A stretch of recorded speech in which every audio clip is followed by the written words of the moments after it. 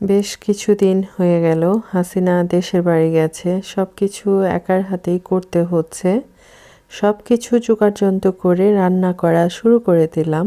প্রিয় ভাই বোন বন্ধুরা, সবাইকে আসসালামু আলাইকুম এবং আদাব। সবাই কেমন আছেন? আশা করছি অনেক অনেক ভালো আছেন।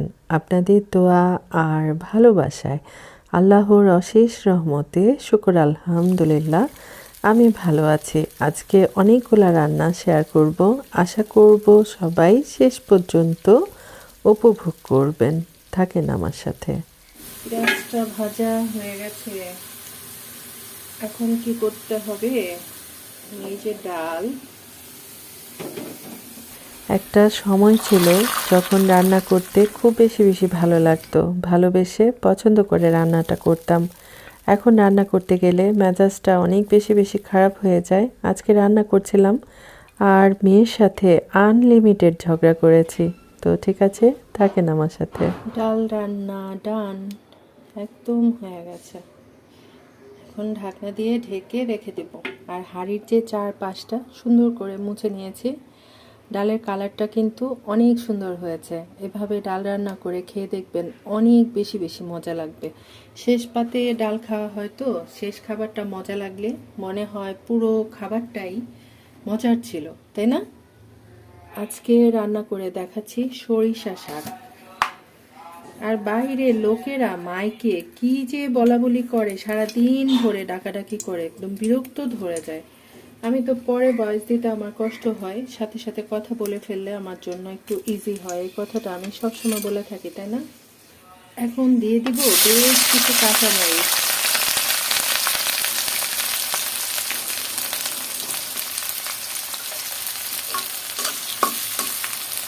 এখানে দিয়ে দিলাম রসুন, পেঁয়াজ আর হচ্ছে কাঁচামরিচ। ফ্লেভারটা ভালো আসার জন্য কয়েকটা শুকনো মরিচ দিয়েছি অল্প করে। দেখেন, যারা সরিষা শাক খেতে ভালোবাসেন, আজকের রেসিপি শুধুমাত্র তাদের জন্য। অনেকে অবশ্য খায় না। আমি অনেক দিন থেকে বলছিলাম যে সরিষা শাক আনার জন্য। কেউ কেউ বলছে যে এটার সিজন চলে গেছে, এখন আর পাওয়া যায় না। তো হঠাৎ করে পাওয়া গেছে, তখন আপনাদের ভাইয়া আবার নিয়ে আসছে। তো ভাবলাম আজকে রান্না করব, তাহলে আপনাদের সাথে শেয়ার করে ফেলি। আর এই যে এখানে চিংড়ি মাছ কেটে ধুয়ে রেখেছি, সেটাও দিয়ে দিলাম। এগুলো সব একসাথে করে একটু ভেজে নেব। খুবই সাধারণ রান্না, কিন্তু খেতে অনেক বেশি মজা, অনেক মজা। রান্না করে না খেলে বুঝতেই পারবেন না। আর প্রিয় ভাই বোন বন্ধুরা, যারা আমাকে দেখছেন শুনছেন, সবার কাছে বিনীত অনুরোধ থাকবে, অবশ্যই লাইক করবেন। কেউ যদি বন্ধু করে থাকেন, অবশ্যই কমিউনিটিতে লেটার রাখবেন, ঠিক আছে? ভাজাটা হয়ে গেছে। এখন কি করব? কেটে রাখা ধুয়ে রাখা যে সরিষা শাক, সেটা দিয়ে দেবো।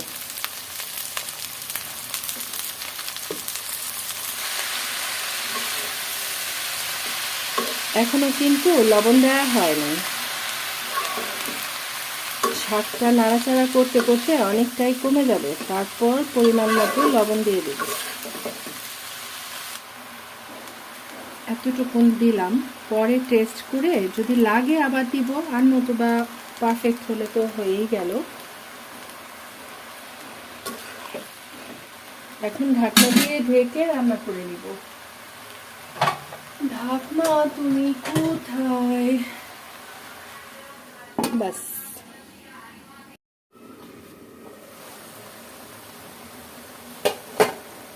শাকটা রান্না করার সময় চুলার আঁচটা একটু বাড়ানো থাকলে ভালো হয়। শাকের যে সবুজ কালারটা আছে, সেটা অটুট থাকে। প্রতিটা রান্নার ক্ষেত্রে ছোট ছোট কিছু টিপস থাকে, তাই না? এভাবে করে উল্টে পুল্টে পানিটা যখন শুকায় যাবে, তখন বুঝে নিতে হবে রান্নাটা হয়ে গেছে। শাক রান্নাটা হয়ে গেছে। এখন কি করছি? একটু সার্ভ করে নিচ্ছি।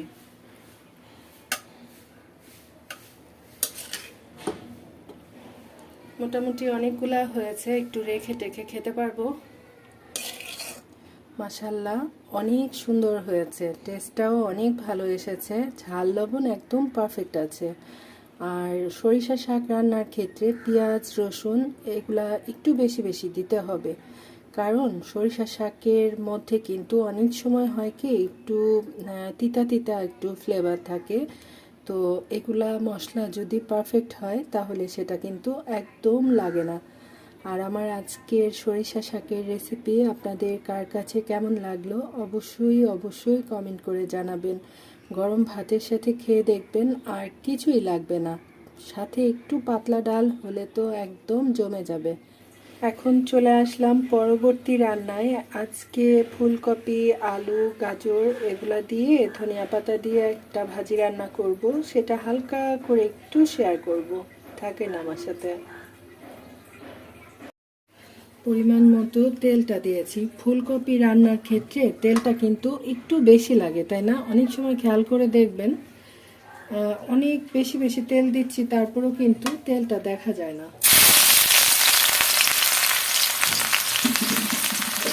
অল্প করে, একদম অল্প করে 1 চিমটি হলুদের গুঁড়া আর হচ্ছে অল্প করে একটু ধনিয়ার গুঁড়া।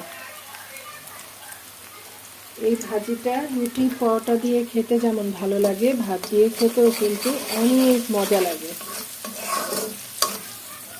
আর ভাজি রান্নার ক্ষেত্রে পেঁয়াজটা ব্রাউন হওয়ার কোনো প্রয়োজন নেই।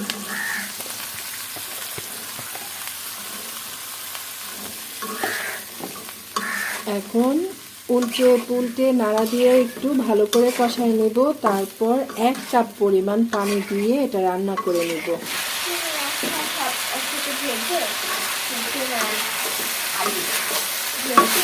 আচ্ছা, তার চেয়ে ভালো হয় তুমি একটু রান্না করো, তোমার জন্য নিজের মতো করে রান্না করো।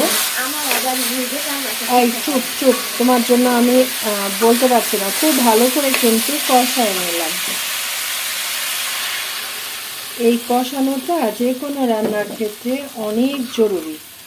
আপনি প্রথমে ফুলকপি দিয়ে যদি পানি দিয়ে বসায় দিতেন তাহলে এখন যে টেস্টটা আসবে সেই টেস্টটা কিন্তু একদম আসতো না। হ্যাঁ, আজকে এভাবে ভাজি করছি, এটা রুটি পরোটা দিয়ে খাওয়া যায়, আবার ভাত দিয়েও খাওয়া যায়। তুমি যদি আরো 10 বার জন্মগ্রহণ করো তারপরও আমার মতো হতে পারবে না, এই কথাটা লিখে রাখো।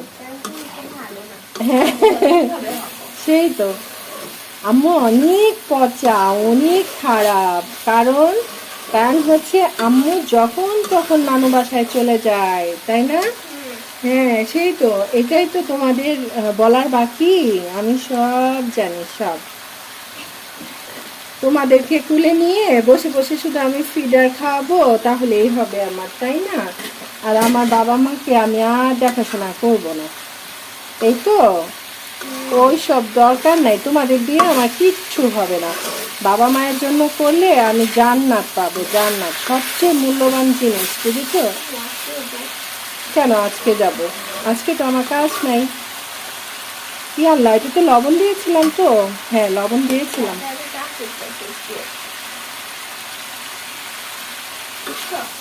ধনিয়া পাতা দিয়ে দিলাম, এটা ভাজা ভাজা হয়ে যাবে, তারপর এটা নামায় নেব।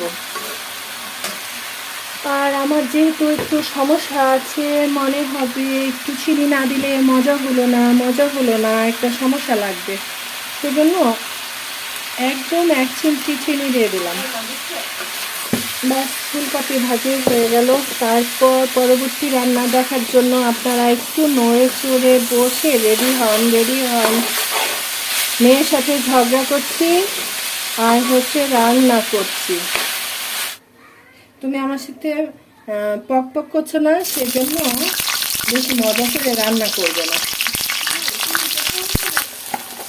আসলে আমরা সবাই সবার দিক থেকে অনেক স্বার্থপর। আরে তুমি দেখে 2টা আনো না, কোনো কাজ পারো না। হ্যাঁ, তুমি দেখে 2টা আনো, এটা আবার বলার কি আছে? একটু অল্প করে এলাচ দারচিনি দিয়ে দিলাম। আসলে রান্নাঘরে আসলে রান্না শেষ হতে চায় না, খুব বিরক্ত লাগে। না, কে বলেছে রান্না করা আমার ডিউটি? আমি ভালোবেসে করি, সেজন্য। আহারে, আমি বাধ্য না, একদম। একদম কথা কথা একদম বলবা না। কেন আমার ডিউটি হবে রান্না করা? আমার ইচ্ছা না হলে আমাকে কেউ জোর করলেও আমি রান্না করব না। তারপরে বেশি বেশি লবণ দিয়ে দিব, বেশি বেশি মরিচ দিয়ে দিব, তখন মজা করে খেও কেমন। আদা রসুন বাটা দিয়ে দিলাম। আজকে একটু অরিশা, ওই বড় ফ্রিজের ড্রয়ারে দেখো একটা বক্সের মধ্যে কিশমিশ আছে, দাও, দিলে মজা হবে। দরজাটার মধ্যে ফ্রিজের একটা বক্স আছে না, ওই বক্সের ভিতরে দেখো একটুখানি দিয়ে দিলাম। এটা কি কি বলে, জয়ত্রী। এটা একটুখানি দিলাম, ফ্লেভারটা ভালো হবে। একটু কোরমা টাইপ করে রান্না করে দিব। প্রতিদিন একই রকমভাবে রান্না করতে আসলে ভালো লাগে না। আর এটার মধ্যে কি দিয়েছি, আদা রসুন বাটা দিয়েছি। এখন দিয়ে দিব ধনিয়ার গুঁড়া, পরিমাণে একদম অল্প, সে কারণে অল্প অল্প মশলা দিতে হবে। আর একদম হলুদ দিব না। আর কাঁচামরিচ দিয়েছি, বাস হয়ে গেল।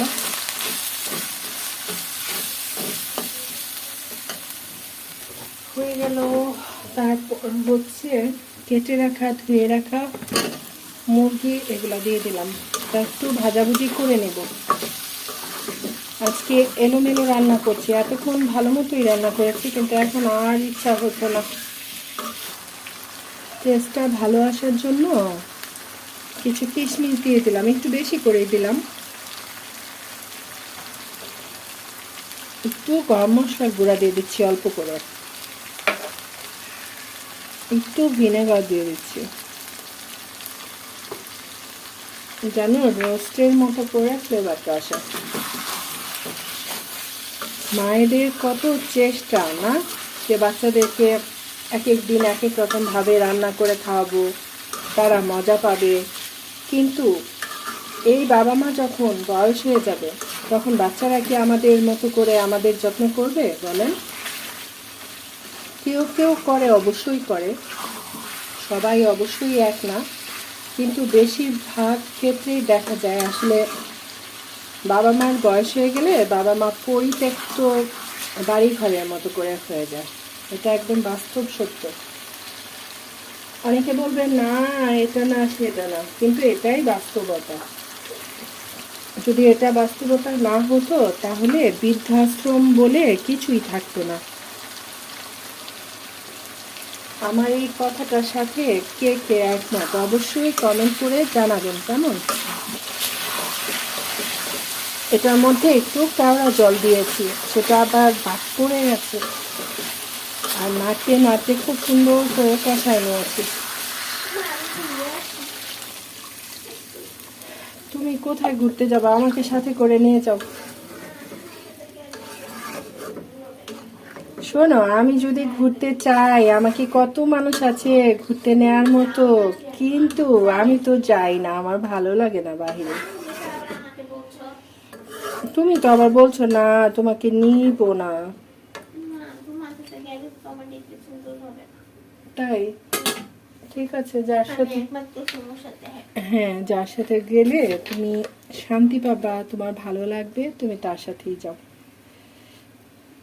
আমার কাউকে প্রয়োজন নাই, আমার শুধু আমি আছি, আমার শুধু আমি আছি। সবসময় তো বলি, আমি তো সবসময় সত্যি কথা বলি।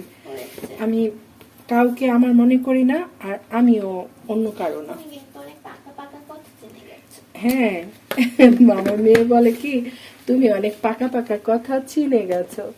তো আমি আমি এখন বুড়া হয়ে যাচ্ছি না, ও এটা মানতে রাজি না, ওর মা বুড়া হয়ে যাচ্ছে। হ্যাঁ, বলবে কি না, আমি এটা ভাবলে আমার ভালো লাগে না, কত কিছু বলে। তো এটা না আমি একদম অল্প আছে বসায় রাখবো, তারপর ধীরে ধীরে রান্নাটা হয়ে যাবে। বুঝতে পারছি না, হঠাৎ করে দেখছি ফোনটা কেমন ঘোলা ঘোলা লাগছে। তো সব কিছু দেখালাম, ভাত তো দেখানো হলো না। 2 বেলার ভাত একসাথে রান্না করে ফেলি, আর রাতের বেলা কি করি, ওভেনে গরম করে সবাই ভাত খেয়ে ফেলি। আর এই তো এটা মেয়ের জন্য একটু রান্না করলাম কোরমা টাইপ করে। কিন্তু দুঃখের বিষয় হচ্ছে ফোনটা কেমন যেন একটা ঘোলাটে ঘোলাটে আসছে। মানে রান্নাটা অনেক সুন্দর হয়েছে, সেটা আসলে বোঝাতে বোঝানো যাচ্ছে না, সরি, বোঝানো যাচ্ছে না।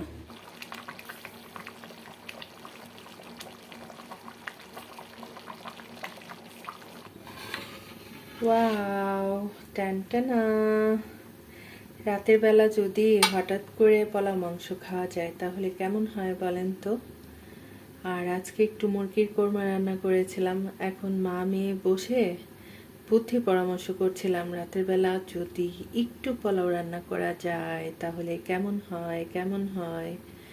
আর এখন প্রায় 10:30 বেজে গেছে। এখন আমি পোলাও রান্না করে নিলাম। এখন মজা করে মা মেয়ে ডিনার করব। তো ঠিক আছে।